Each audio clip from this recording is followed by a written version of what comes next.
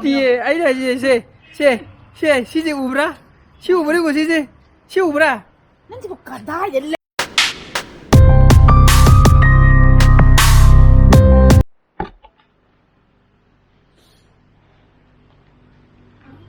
Good morning guys, welcome back to my channel.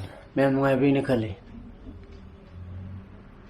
Sana pa ngasi ma online class laptop ta tawgen to pa. Se. Aduga net connectivity fail oidril leire ko. Moi songi moi rongi moi misrongi site gira. Moi rongi site gira kyan ta dreba. Mana bu phone to ro me ba. Magi masan pa ki tu sang ba ya de na login to ko ya de na ko. नहीं मिस्किल नहीं है ज़्यादा रखा नहीं वो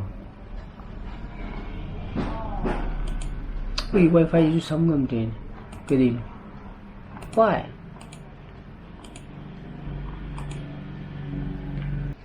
machine phone दी तेरे मकाई हिले वो को हम तो ये इंगी के हाय द मिलन और किया है जो मिस्टर चेंग को गिने बचा ओके हरीरा मिस्टर हरीरा कोई मिस्टर हरीरा है जो बन्नी क्यों रंग रहे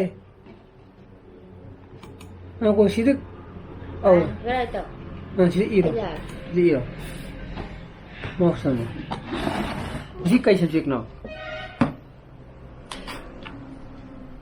हिंदी हाँ सुन समझ लो अरे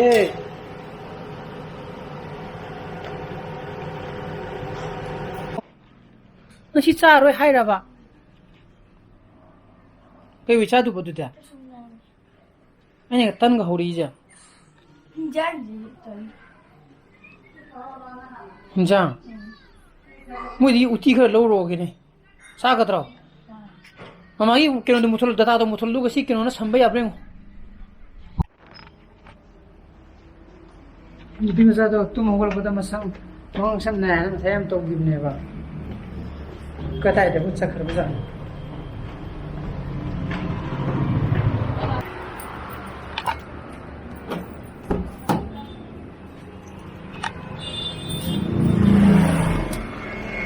अरे पुंग तम हाइदे जा तम लागे को आई युम दे उरे कदे बा सारो हरा अरे चक चक की सोखम ता अच्छा अमते इचन बोले फोन तो वो आई नहीं फोन तो कोग्राम ने चचा का मुझे लोना मैं एक सारा सुम तो सारा के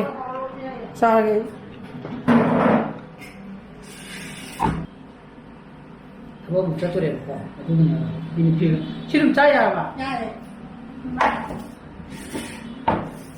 मैं दे दिला dia चचा पे यार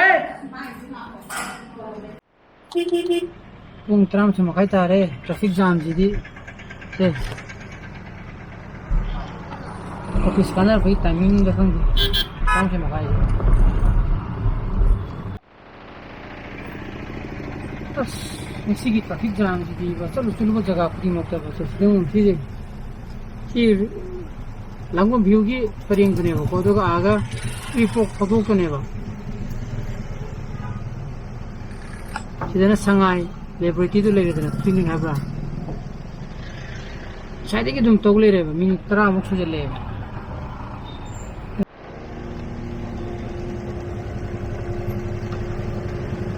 Saya ni pal le ba, kusung gilan je. Tu mui sundi gila pudi panjang cakre ba. Tata tengkar ahum cakre ba. Kau dulu le rezano kanggi.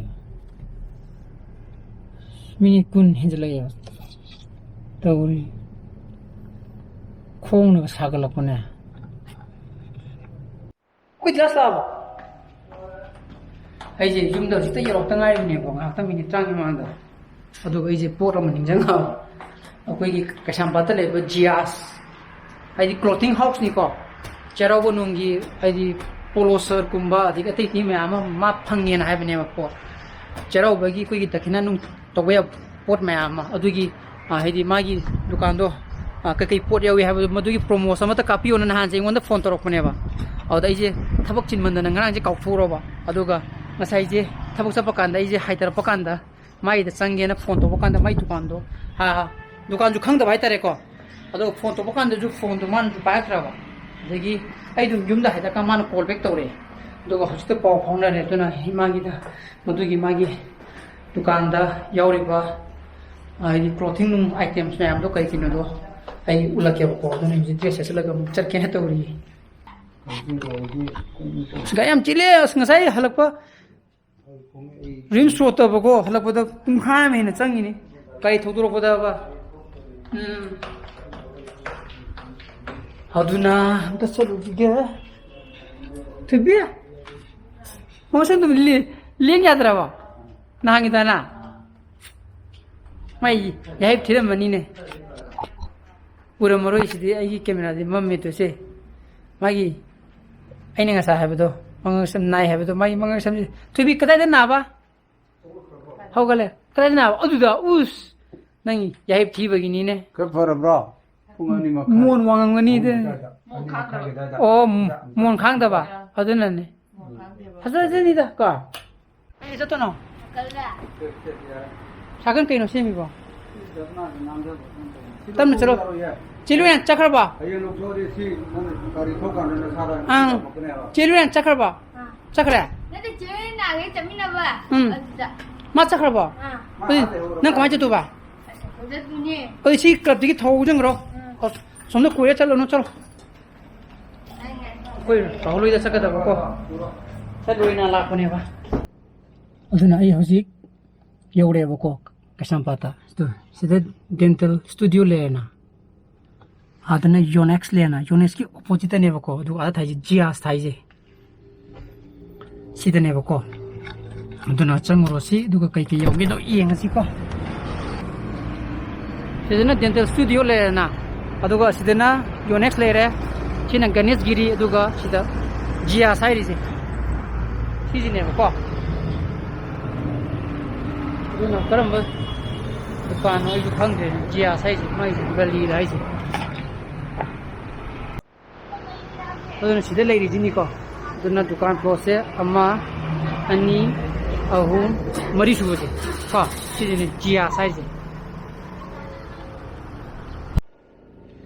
अदना हजी की मोगी प्रोमोस तो आई नंबर लो रे बा नंबर लो रे अदो इसी की ब्लॉग तो दी हापर होएगे चंगम दी ना उल्लेदना अदना तोंगाम बा मागी ब्लॉग तो सिगी वीडियो जिना आइगे सिगी डेली ब्लॉग जिना हानबा या मागी दुना अपलोड पब्लिश तो हालमबा या को हालमगदि मैम ने येंगबिरमनि खल्ली हानद्रगदि सिगी ब्लॉग से लोइरागा अपलोड तौजरकने बको सिगी मतुंगदा अद ma'am येंगबिरो पोतो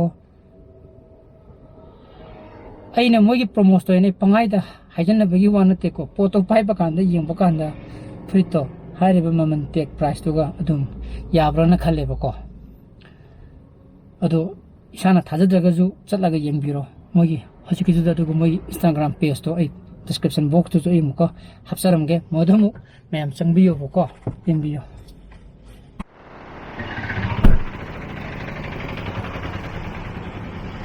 Askari किचिंगे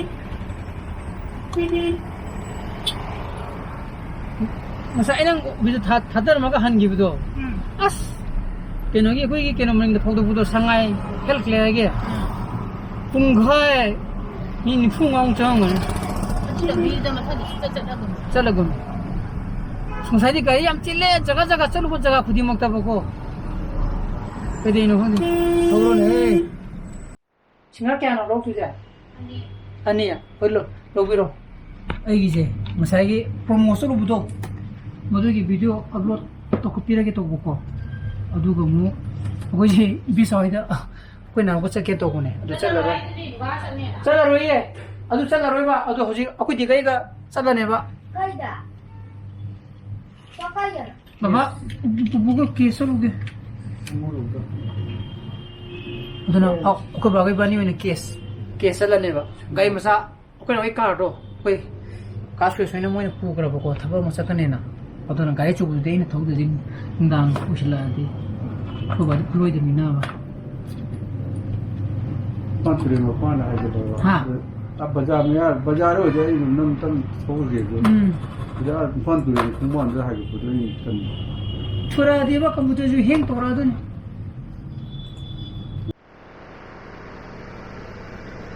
스무룩 가다 와야 되네. 바자르 그냥 나가서 임판 거래.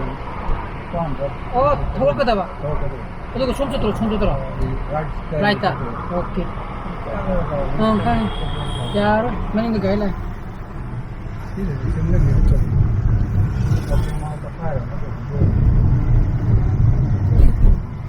Udah ko bagi magi case ni balai je.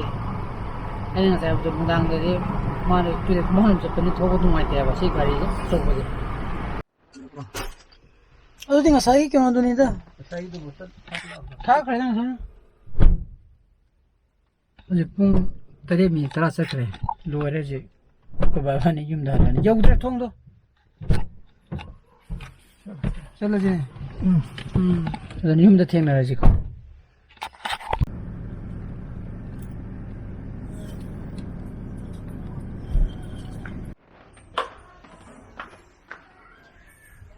Kesal kau, pengen cakap ke? Tanah ada ceknya nak kan tu kan, sahan cah sih, nak tanah tu kan tu itu lah. Danau itu. Masa. Oh ini, kau ni pukul aku kau dah ini. Cizra. Pukul thong le ni. Hawai thong ujung thong le ni. Cizra thong le ni. Keram injang kang dah. Ini paham terasa sangkre. Itu na, pokora aja luar aku ina. Sahara ni saksi. Thang terus dah. Kau boleh salah apa? Tu ye ni kakali ni kau. Kata. Oh sini tu. KABOK flower ada dia. KABOK lah itu dia. Kaya ini. Nusi ni. Kenudi. Masudi. Oni white. KABOK ni only white kadang sharp berapa? Si ngasi white chat lah ni na. Hengga yellow lah ni ba. Hang sih na red lah ni ba. Masih na blue mo lah ni kamera. Sini betul ni je kayak. Nang si tu yeng le yo tu mo tu je. Olah tu. Tapi ada je si ubra. Si ubra ko si ubra. Nanti bu kada ya lei tu ba mi no nang si bu tha da ka lei. Tapi thar lei berarti deh. Kau ni dah hanggu bo. Aduh ni ai je nang kada lei ru gen tha da lei ru bra ba. Yare thang kro. Hey di pung teregi kelas thang kro je. Hey shui den ri sat lem ni ko. Ai ma chua mo on ma ni KABOK lei ai je tu. Wah yang handing deh. Wah yang handing deh. Mutal lagi. Deh. Kena noi kau riba. Kamaina kau ba? Kamaina kau ba? Ha, tu kerja tu ba? Macam apa kerja? Sukses aja. Mana sadi kau ini kau? Sukses lawan. Ibu besar. Besar sih, punga tak kerja. Sugi lo. Ada nak sak ho ke? Sini pokora tu thongam aduga hawai ju aduga kino ju taram itu na ingsi ko kata instruction jara ke ha boju pani utho gadi like to biram share to video anu views video subscribe to video ko bisara pasale ko so please be safe and be healthy. Bye good night. Chiu do nang ngasam phara ba ayo kai na ba aduda bye Rangis to bro.